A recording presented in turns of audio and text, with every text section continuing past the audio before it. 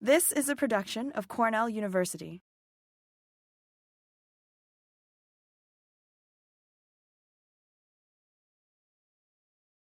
Okay, imagine I start with a soil. Okay, here's the top of my soil up here, the bottom up here. Okay, and we're basically looking, this line represents clay content, okay, throughout my soil. Okay, and when I start this soil, this entire soil, from top to bottom, is a sea horizon. Does that make sense? Undifferentiated material. Okay, the process that we're going to watch now is it's just going to be rainwater, nothing else. Okay, it starts to rain at the surface. Okay, that water is going to percolate in, and it's going to start entraining clay. Okay, imagine this soil. This soil started as a silt. No, it's a loam. Okay, so it's a mix of all different kinds of textures: sand, silts, and clays.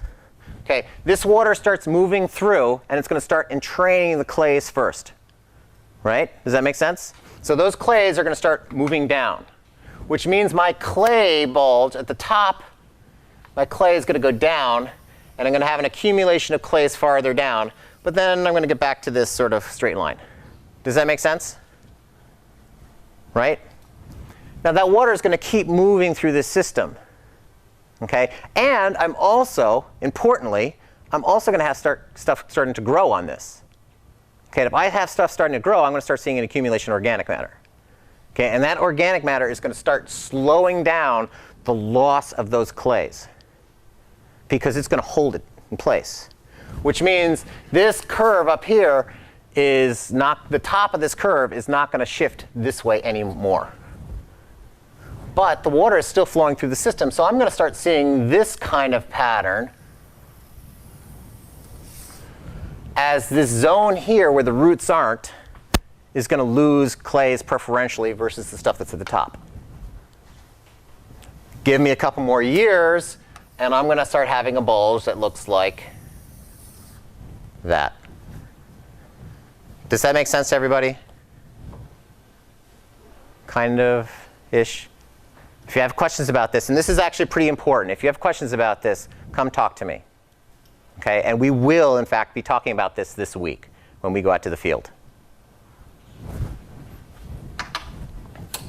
Okay, good? What did you say about iron? Iron is sort of the same thing. Iron is soluble, though.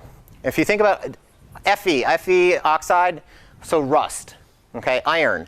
You take a nail, you put it outside and let it rain on it. What's going to happen to that nail if it's made out of iron? The water is going to move into, it's going to saturate it, and what's going to happen is the system's going to go anaerobic. Okay? It turns out that there are organisms, and we will talk about this as well, there are organisms out there that want to respire. They still want to breathe, but if there's no oxygen, they can't use oxygen.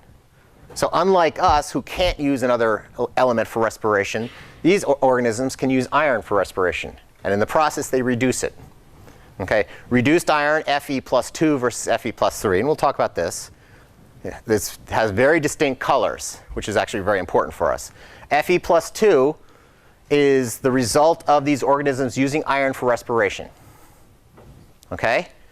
The interesting thing about Fe+2 is that it's soluble. Fe+3, iron, that's what we're used to, doesn't dissolve in water. But Fe+2 can.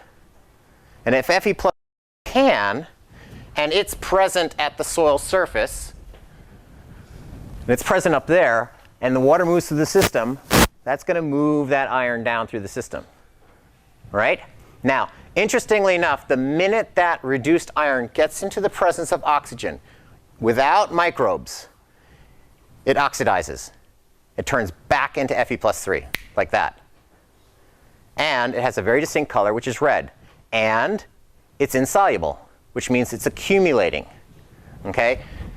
Starts to rain, the rainwater moves down here. If it doesn't rain enough to saturate the system, there's going to be pockets of oxygen down here. The minute that iron hits that oxygen, it's going to oxidize, and it's going to be deposited down here. The same, in essence, the same way as the clay is. Conceptually, the same way the clay is. Clay is actually being entrained. It's not dissolving. Okay, though we'll talk about that a little bit. In some cases, it does dissolve. But the iron is dissolving, being moved to an oxygenated area, and it's oxidizing. And then that, in essence, is why we have rust. The rust is the product of this reduction of the iron and then its reoxidation. Does that sound familiar? Is that cool fact? Ooh, neat. No. And actually, you'll see the rust in the soil. This will be very diagnostic. We can use the patterns of the rust to tell us where the water is. Okay.